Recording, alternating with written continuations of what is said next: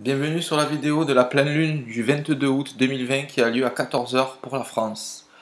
Alors cette nouvelle lune a lieu dans le signe de du Verseau en conjonction à Jupiter. Donc attention à l'amplification émotionnelle, notamment pour le signe du Scorpion en fin de décan, troisième décan. Fin de troisième décan, puisqu'on est au carré de cette lune, ça pourrait envoyer. Pour le Verseau, c'est moins puissant puisque c'est un signe d'air, et pour le Lion, pareil. Ça peut aussi jouer sur les Taureaux.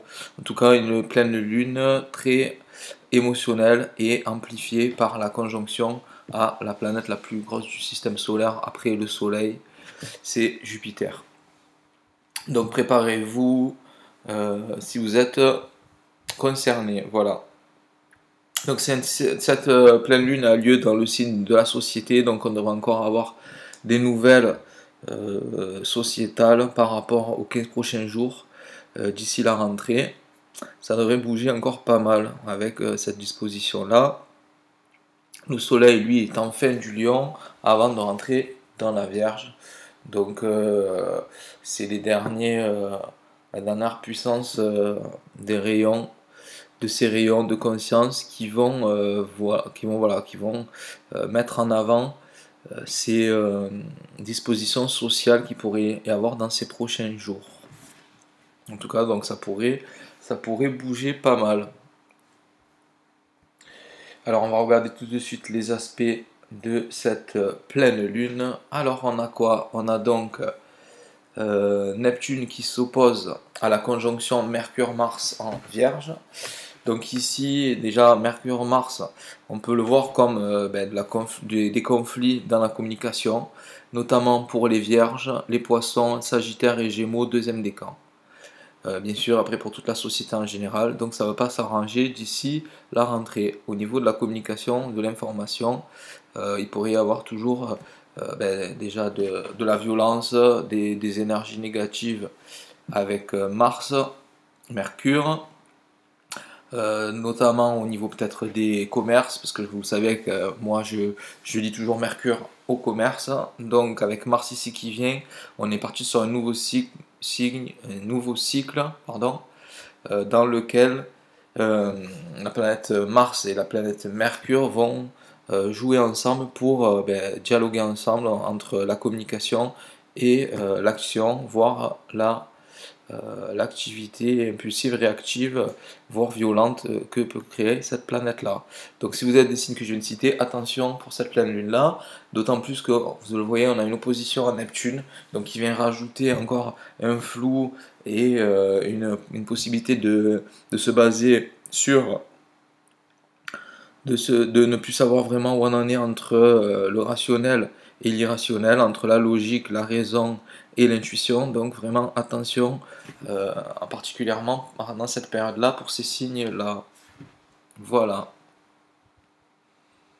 Ça c'est pour les aspects donc, de tension, comme vous avez pu le voir.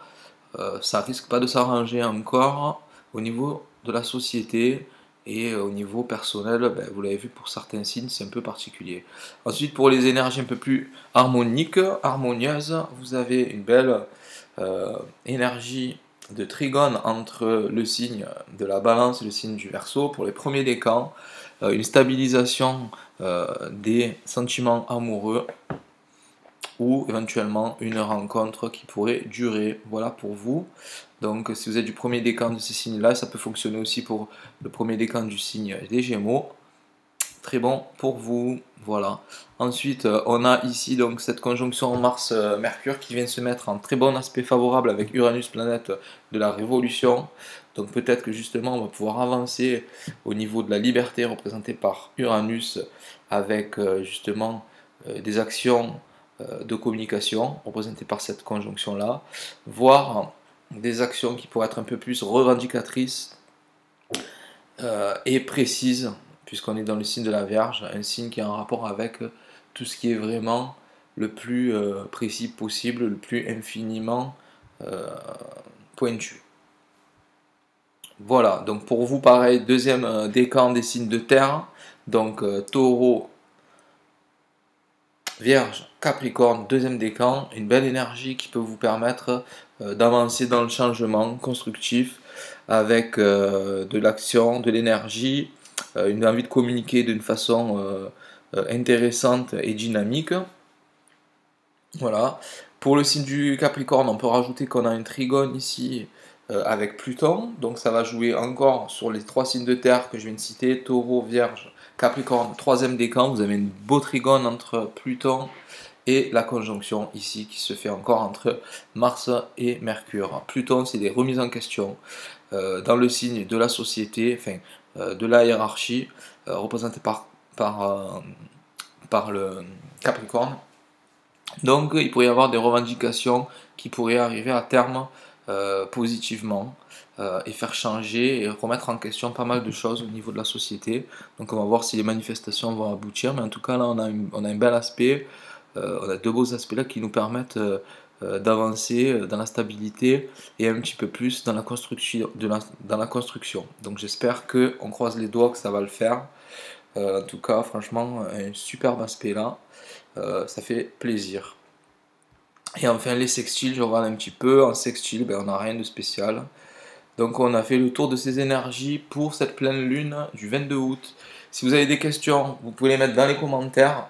Vous avez aussi mon email pour aller plus loin.